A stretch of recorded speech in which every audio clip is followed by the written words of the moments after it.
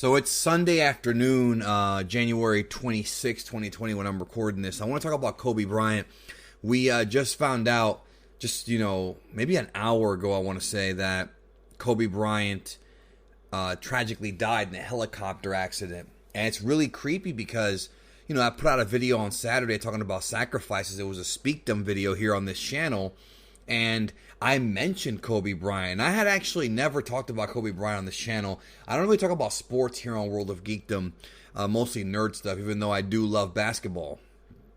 But I just rarely talk about it on here. I'm not an expert or anything. I'm just a fan. But I mentioned Kobe, and I talked about how this dude made so many sacrifices in his life. He would wake up early in the morning, 4 a.m. in the morning, 5 a.m. in the morning, gets to the gym to work out. And I really put the guy over because, like him or hate him, the dude had an edge. The dude had a grind. He had just a presence about him. And he was one of the hardest working athletes ever. I think this might actually be the biggest death of an athlete since Ali. Like, I would actually go so far. If I'm missing somebody, I apologize, but this is a pretty big deal if you ask me. And it is a big deal. I mean, without question. This man was so driven to his craft that he literally would grind so hard to carry the Lakers on his back for so many years. Here's a guy who,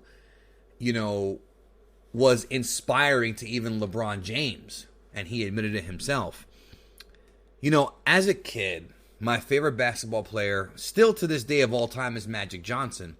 I consider Magic Johnson the best Laker of all time.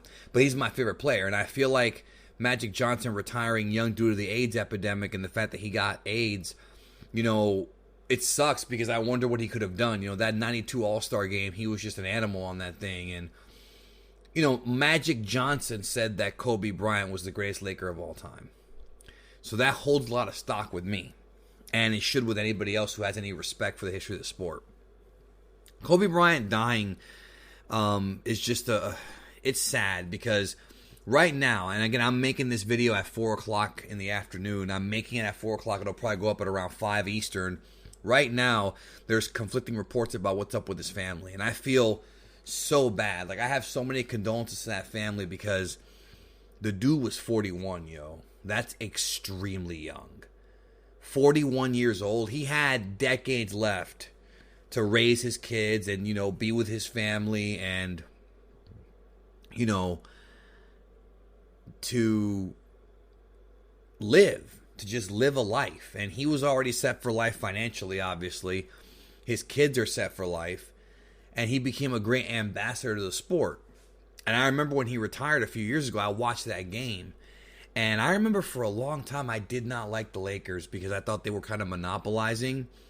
And then the Pistons tore them apart that one year. But, I always had respect for Kobe Bryant. Kobe Bryant is just the definition of the word alpha, like self-actualized. The guy carried a team. And I didn't know the guy personally, but just seeing him on the court, how hard of a worker he was, is mind-blowing.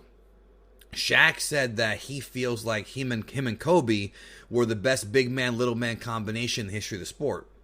And it's hard to argue that. You've got Malone and Stockton as a good one for the 90s, but Kobe Bryant and the Lakers bookended the entire decade of the 2000s. Like I said, you can't argue that because they had 3 championships in a row. Kobe and Shaq, Kobe and Shaq, Kobe and Shaq for the Lakers. And then, Shaq leaves the Lakers, and there's all kinds of controversy behind that. Goes to Miami. Him and D. Wade end up winning a championship. And then the story, from a lot of the people who were fans and analysts was, can Kobe get a ring without Shaq? And for a few years there, he couldn't. He tried, but he would always fall short. And then in the late 2000s, the Lakers come back and get 2 in a row. And that's the common denominator is Kobe Bryant. Kobe Bryant pushing that team to play harder, work harder. And again, I didn't know the guy personally, obviously. I never met the guy.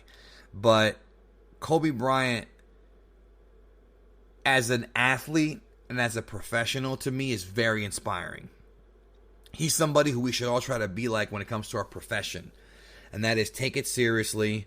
Try to elevate your teammates' try to elevate their love for the game and their determination and dedication, and really be an ambassador of the sport and just truly achieve greatness, which Kobe Bryant did do.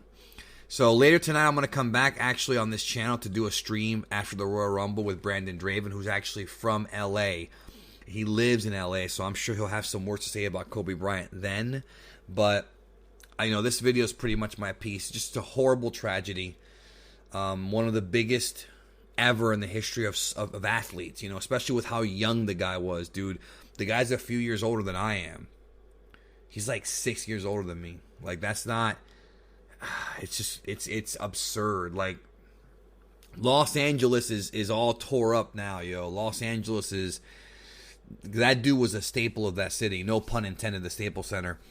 That guy was an icon of LA and an icon of the sport. And that's how I feel about it. So it just goes to show that, we say it, but it's true. You really gotta appreciate every day that you're breathing and appreciate the loved ones that you have in your life and tell them you love them and tell them that no matter what happens, you always will. That's the right thing to do. So I'll talk to y'all later.